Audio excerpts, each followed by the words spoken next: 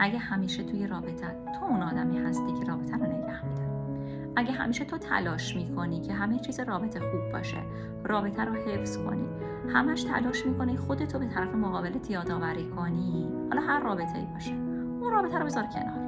رابطه‌ای که همش تو توش تلاش کنی، اون رابطه تو نیست.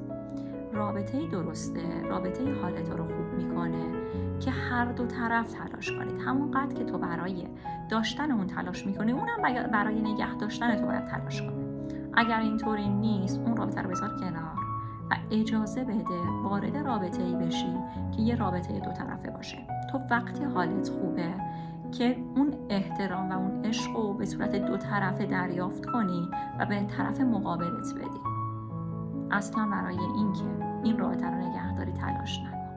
رابطه‌ای که اینطوریه هر چه زودتر تموم بشه به تو حال بهتری میده.